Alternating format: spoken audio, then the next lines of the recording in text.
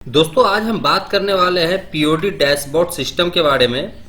और ये dashboard system अगर आप अपने कंपनी में इम्प्लीमेंट करते हैं, आप अपने बिजनेस में इम्प्लीमेंट करते हैं, तो आपका बिजनेस का जो प्रॉफिट परसेंटेज होता है कंसाइनमेंट नोट के अगेंस्ट में वो तकरीबन 15% ज़्यादा हो जाएगा।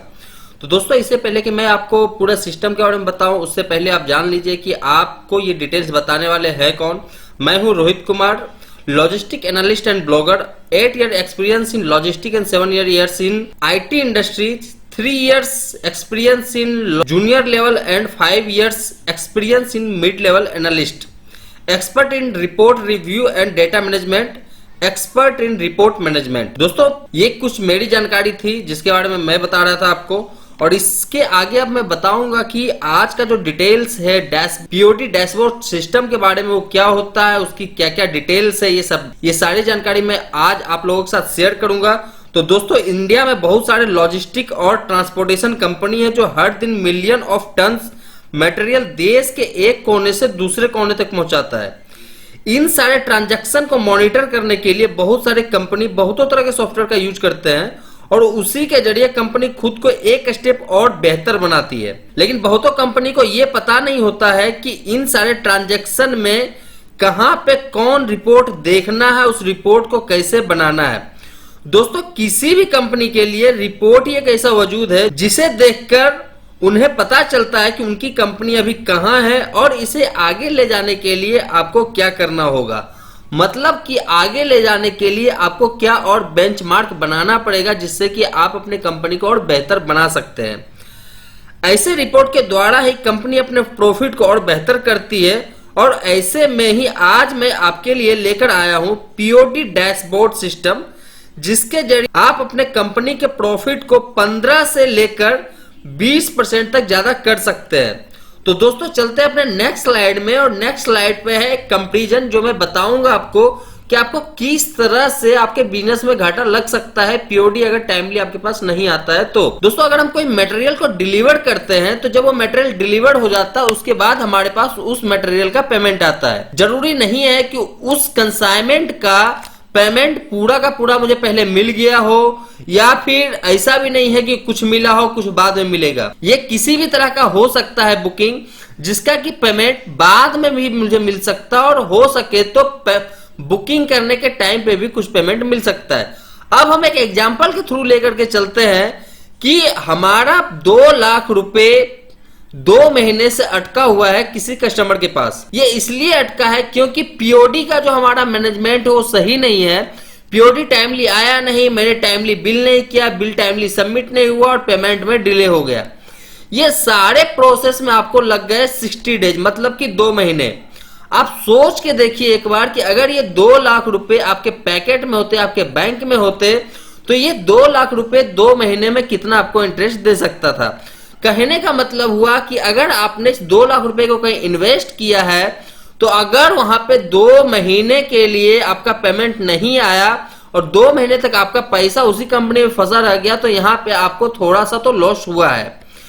लेकिन चूंकि कोई भी कंपनी का सिर्फ 2 लाख ही अटका हुआ नहीं होता है, ये अमाउंट कुछ भी हो सकता है, तो इस कारण से लॉस की जो चांसेस है वो बढ़ जाते हैं। तो दोस्तों हम नेक्स्ट स्लाइड में देखेंगे कि किस किस तरह के रिपोर्ट्स है जिसके आधार पे आप पीओडी का जो मैनेजमेंट है वो सुधार सकते हैं।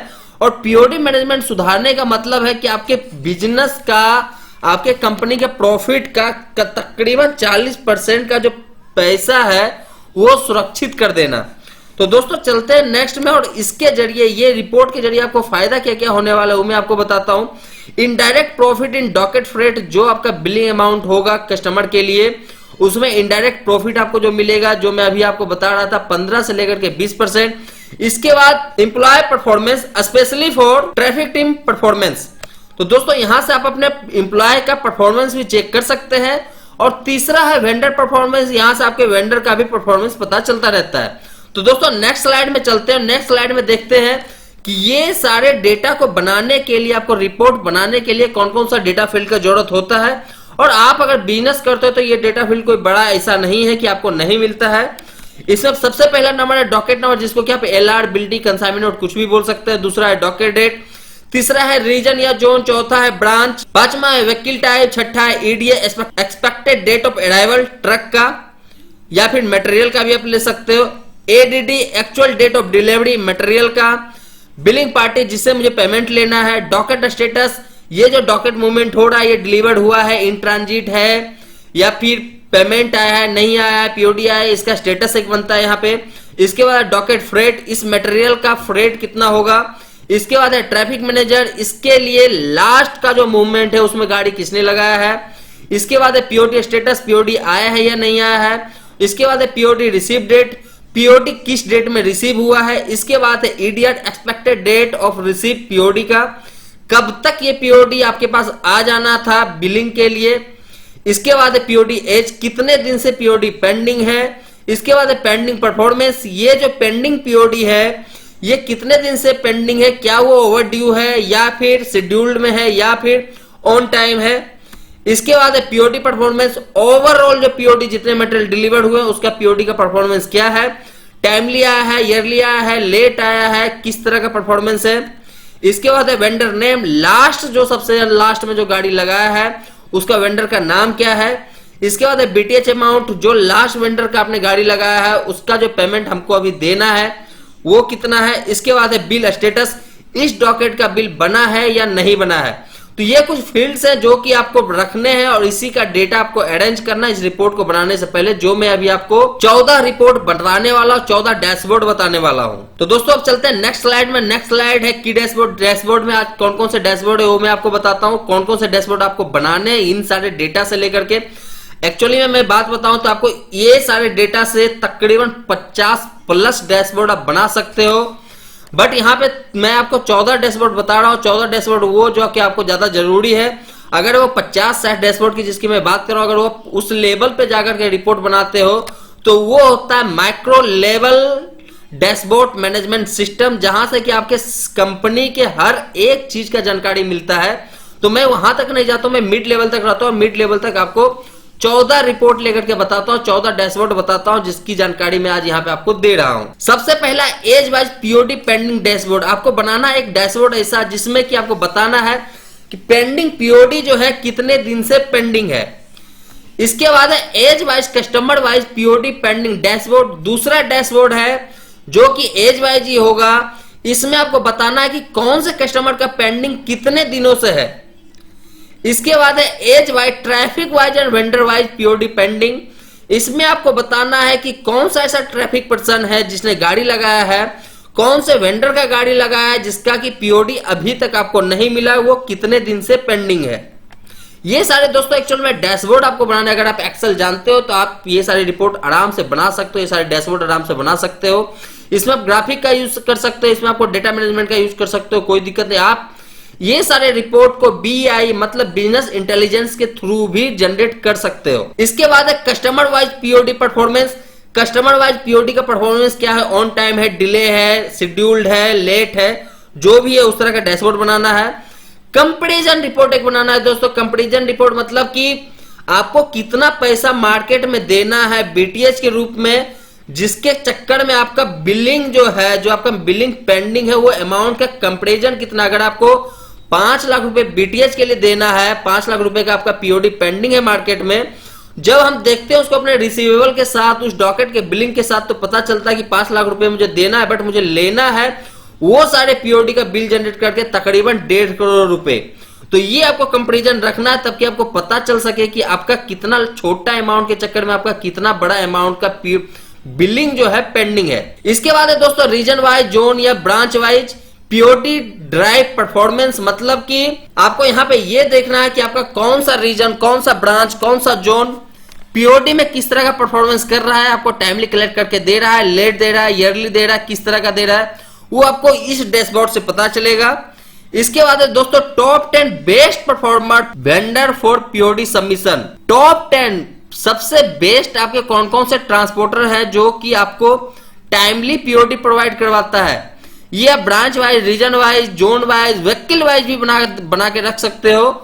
और इन सारे अगर वेंडर से आप गाड़ी लेते हो तो यहां से आपको बिजनेस में ज्यादा प्रॉफिट होगा, लॉसेस होने का यहाँ पे जो चांस है वो कम है। इसके बाद दोस्तों traffic executive wise total POT drive performance, यहाँ पे आपको बताता है कि कौन सा जो आपका ट्रैफिक एग्जीक्यूटिव है, गाड़ी लगाने वाला है, आपको पीओटी ऑन टाइम कलेक्ट करके दे रहा है, लेट कलेक्ट करके दे रहा है, ईयरली कलेक्ट करके दे रहा है या ओवर ड्यू छोड़ रहा है, किस तरह का उसका परफॉर्मेंस है आपको इस डैशबोर्ड से पता चलेगा। इसके बाद है दोस्तों traffic wise POT receive performance, जो पीओटी उसने रिसीव करके आज तक दिया है कंपनी में, क्या वो पीओटी टाइमली रिसीव किया था, क्या वो लेट था या फिर क्या वो ईयरली था, मतलब कि टाइम से पहले रिसीव कर लिया था। इसके बाद है दोस्तों customer wise POT receive performance, जो कस्टमर का पीओटी तक रिसीव हुआ है उसका परफॉर्मेंस क्या है, क्या कोई ऐसा कस्टमर है जिसको कि आपको टाइमली बिलिंग करना होता है और उसका पीओडी लेट आ रहा है, वो आपको इस रिपोर्ट से पता चलेगा। और अगर यहाँ पे आपको दिख रहा है कि ये लेट रिसीव हो रहा है, तो आपको ट्रैफिक का जो बंदा है जो आपके यहाँ गाड़ी लगाता है उसको थोड़ा पुश करना पड़ेगा ताकि आपका जो पीओडी है टाइमली कलेक्ट हो सके। इसके बाद है दोस्तों customer wise POD receiving average date, आपके पास जो पीओडी रिसीव हो रहा है एवरेज कितने दिन में रिसीव हो रहा है, मतलब कि डिलीवरी से लेकर के पीओडी कलेक्शन के टाइम पे कितना एवरेज डेट लग रहा है।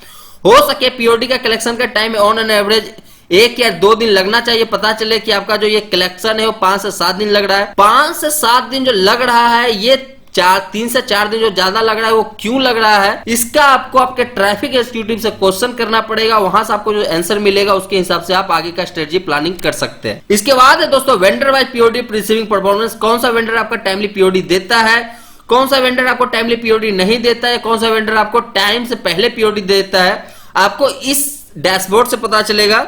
इसके बाद है दोस्तों customer wise bill generated but POD pending dashboard, कहने का मतलब हुआ कि कौन सा ऐसा बिलिंग जनरेटेड डॉकेट है जिसका कि पीओडी आपको नहीं मिला, इसका अमाउंट क्या है, कितना बिलिंग परसेंटेज है इसमें, वो आपको इस रिपोर्ट से मिल जाएगा।